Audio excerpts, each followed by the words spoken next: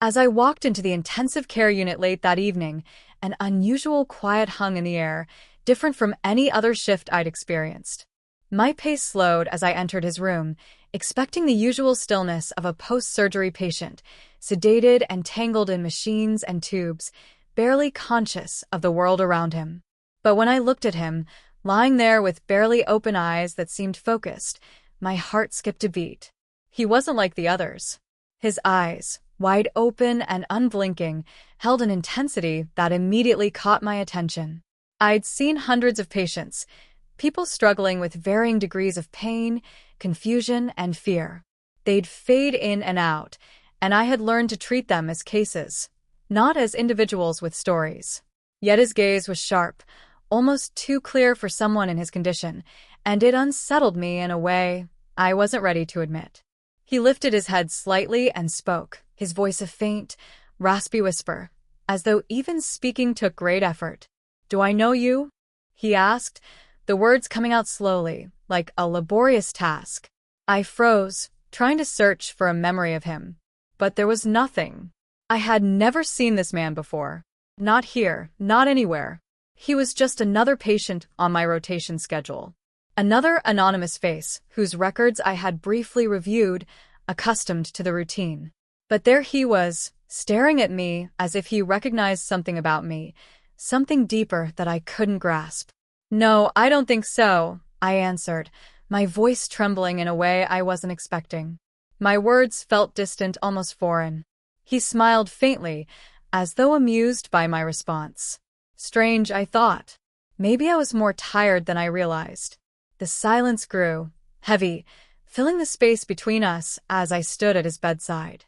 It was as if he saw something in me that I couldn't see in myself. A silent pull kept me there, urging me to understand what it was he knew. I swallowed, attempting to shake off the discomfort, and focused on getting back to my duties. "Let's check how you're doing," I said, forcing my gaze to the chart in my hands, trying to push the unsettling feeling his words had triggered. I ran through his vitals, writing down the numbers, but his eyes stayed locked on me, tracking every movement. I couldn't ignore it. His gaze felt like a challenge, as though he were daring me to drop the professional mask I had worn so comfortably. I leaned closer, adjusting one of the monitors, and he took in a sharp breath.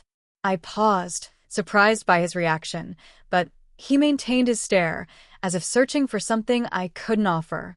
The air suddenly felt too close, crossing into personal territory, even though it was just a routine check.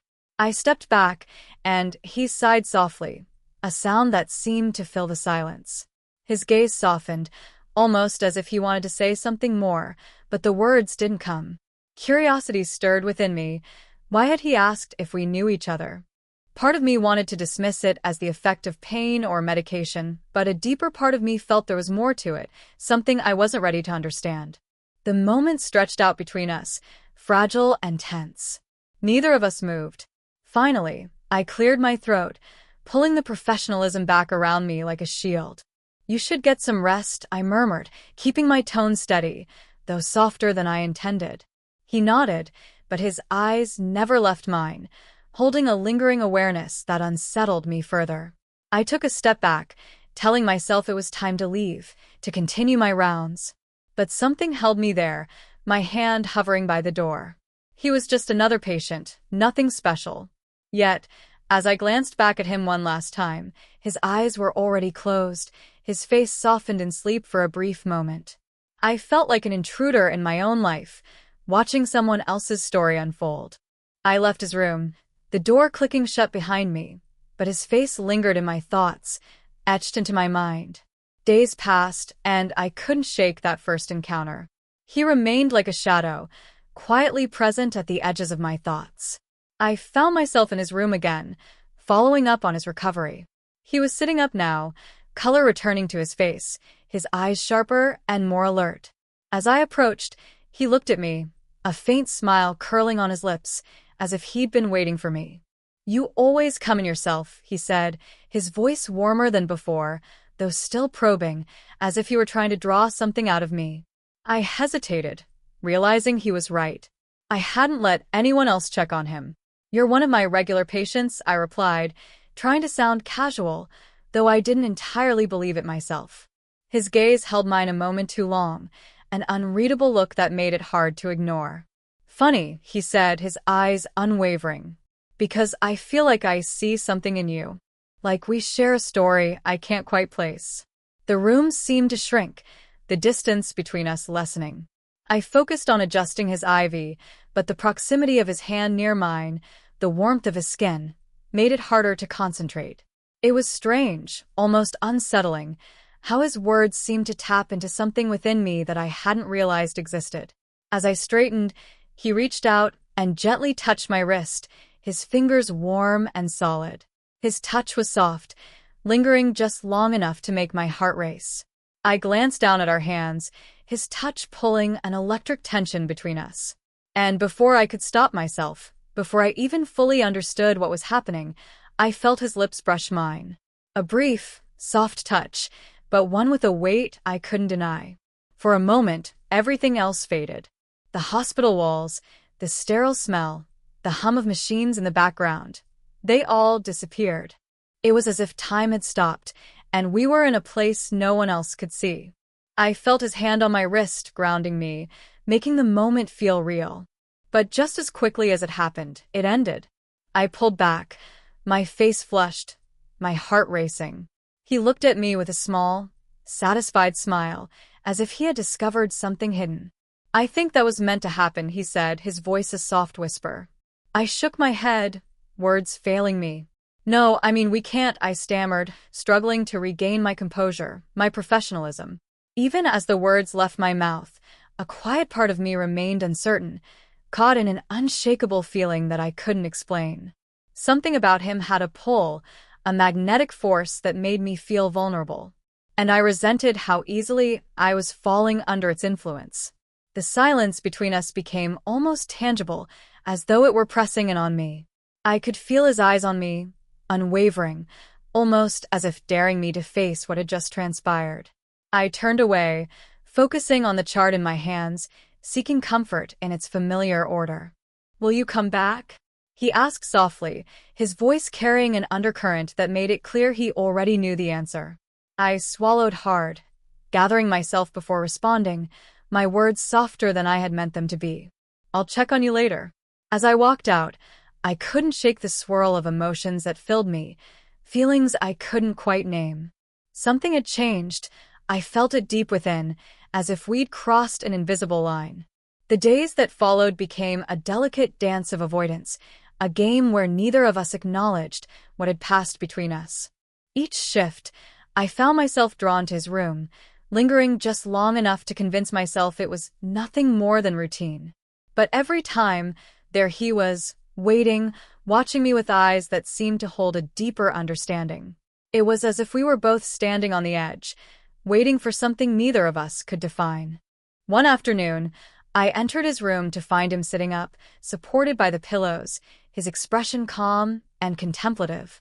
The moment he saw me, his gaze lifted, and I felt the heat rise to my cheeks once again. I tried to focus on checking his vitals, pretending I wasn't aware of his eyes following my every move, studying me like I was the puzzle he couldn't quite solve.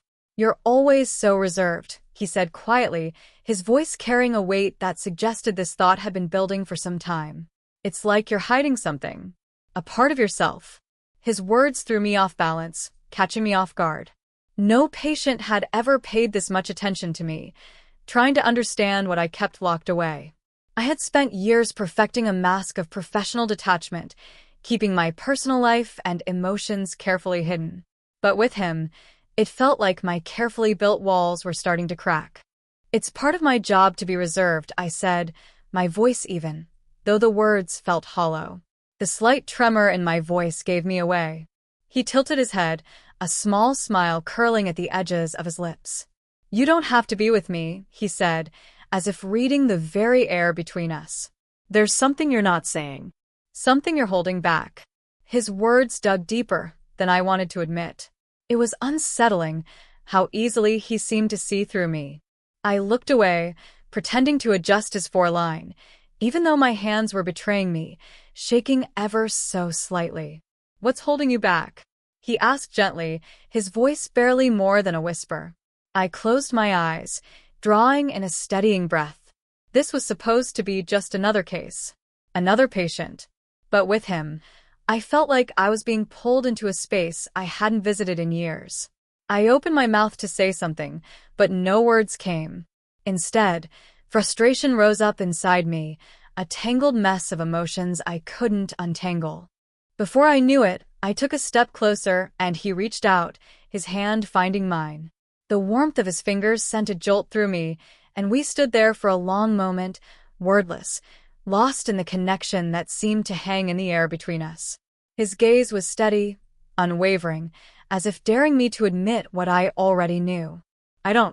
I can't, I stammered, struggling to find my footing, but he gently tightened his grip, grounding me.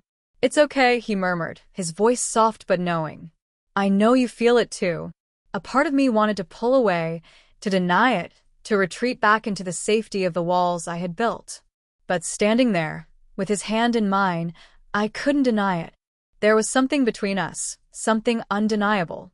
As the silence stretched on, he leaned forward, his face just inches from mine, his breath warm on my cheek. My heart pounded in my chest, the beat echoing in my ears. There was no turning back now. We had crossed into something new. But just as I was about to speak, a nurse passed by the door, glancing in with a look of curiosity. I quickly pulled my hand away, feeling my cheeks burn, my heart racing. My mind was a whirlwind of emotions, thoughts tangled together. I have to go, I whispered, almost as if I were trying to convince myself, not waiting for him to respond. I turned and walked away, feeling his gaze follow me, the weight of it on my back. As I walked down the hallway, I realized that whatever had started between us wasn't over. Far from it. It was late in the evening when I found myself back in his room.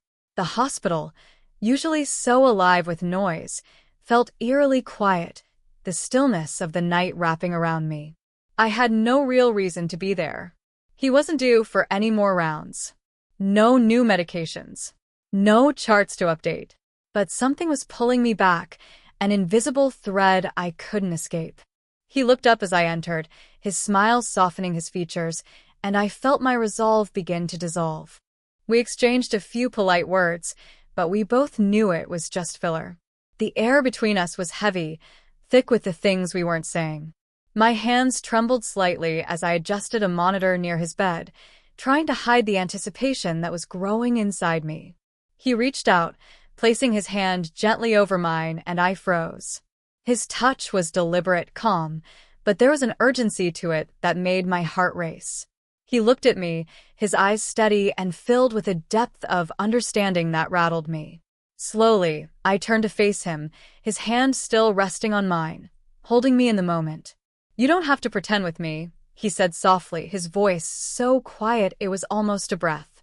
His words seemed to hang in the stillness of the room, pulling me closer to something I'd been avoiding for so long. My heart pounded in my chest, each beat a reminder of how alive I felt in this moment.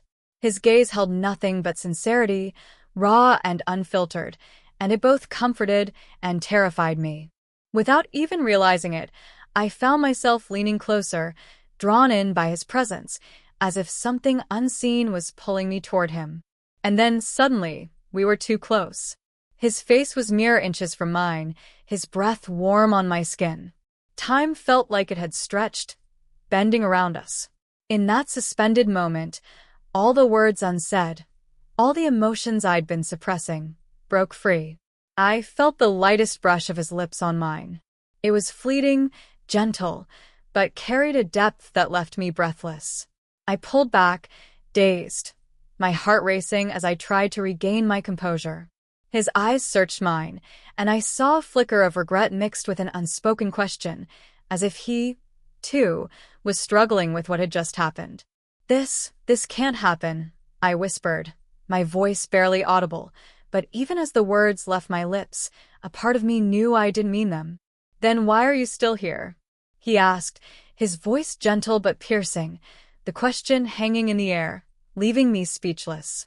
I opened my mouth, desperate to find something to say that would make sense of the chaos in my mind, but no words came. I stood there, feeling exposed, vulnerable, and painfully aware of how much I wanted to stay. The silence between us thickened, filled with all the things we couldn't say. Finally, I turned away, forcing myself to break the connection. I can't.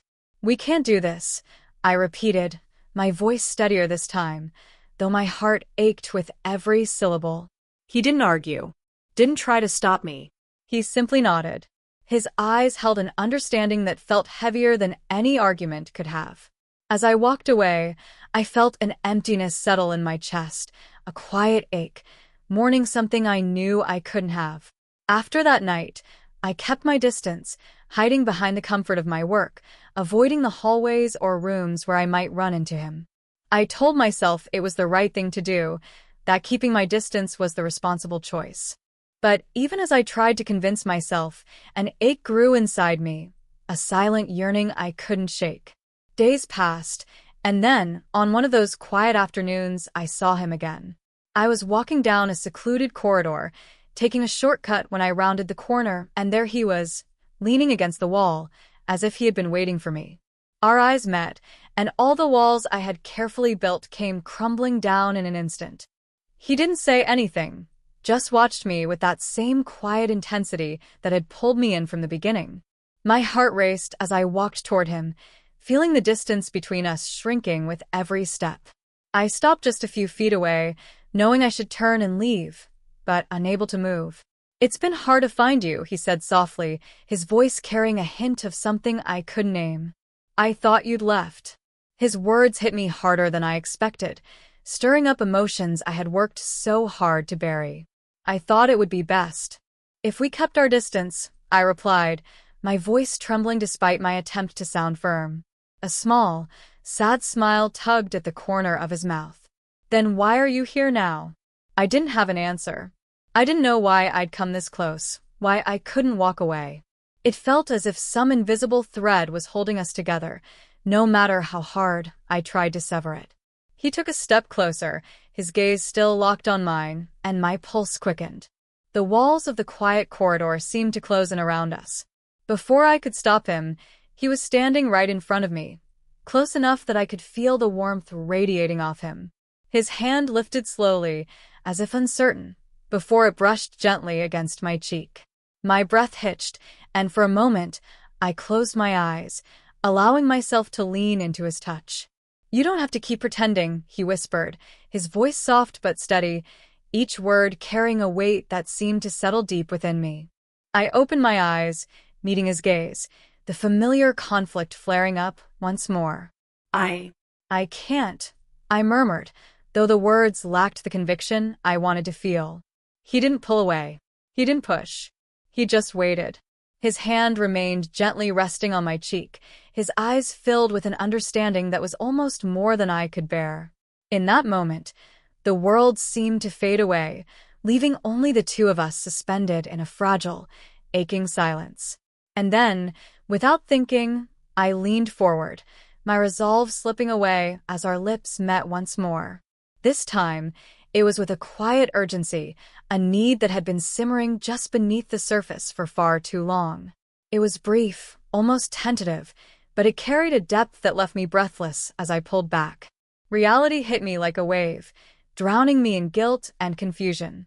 I turned away, feeling the weight of his eyes on me, filled with a question I didn't have the answers to, an understanding that only made the ache inside me grow.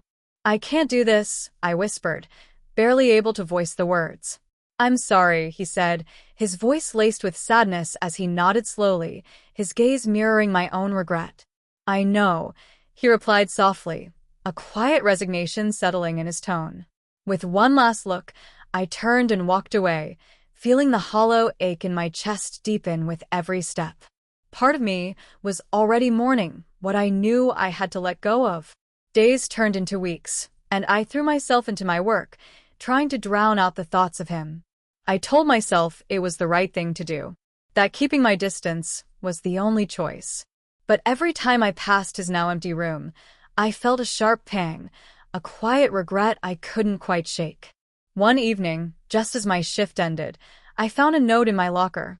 The paper was thin, hastily folded, and my heart skipped a beat when I recognized his handwriting. My hands trembled as I opened it, my eyes quickly scanning the few, neatly written words. I needed to say goodbye properly. Meet me in the hospital garden tonight. I stared at the note, my mind a whirl of emotions. It was late, and I knew I shouldn't go. I knew I'd just be reopening wounds I had fought so hard to close. But despite everything, I found myself slipping through the quiet hallways, my heart pounding as I made my way toward the garden. He was already there, leaning against the cold metal bench, his figure silhouetted by the dim glow of the garden lights.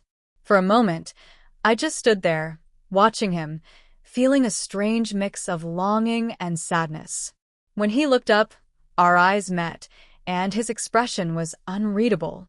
The silence between us was thick, charged with everything we hadn't said. I wasn't sure you'd come, he said quietly, his voice barely louder than a whisper.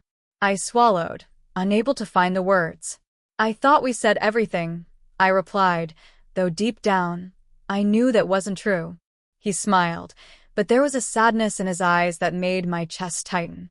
Sometimes things aren't that simple, he murmured, his voice filled with a quiet understanding that made my heart ache. We stood there, only a breath apart, the cool night air surrounding us.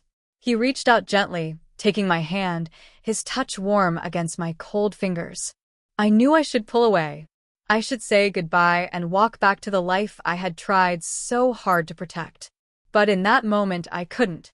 I was anchored there, as though the world had narrowed to just this, a fragile, fleeting connection I wasn't ready to sever.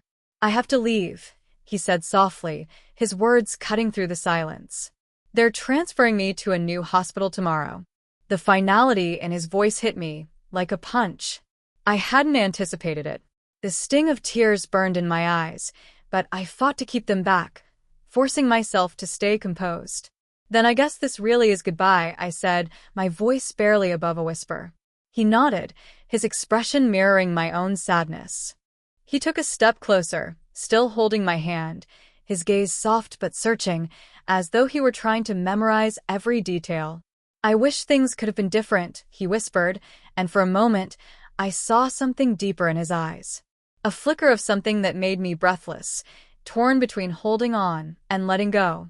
Without thinking, I leaned forward, and our lips met one final time. A gentle, lingering kiss that held a world of unspoken words, a goodbye wrapped in silence. I pulled away, blinking back the tears that threatened to spill. The reality of it all settled over me like a heavy weight. He stepped back, his hand slipping from mine, and the loss of his touch hit me like a sharp ache. I watched him turn and walk away, disappearing into the shadows of the garden. The weight of the finality pressed down on me, but as I stood there, alone in the quiet night, a single thought echoed in my mind, haunting and unresolved. Had I made the right choice?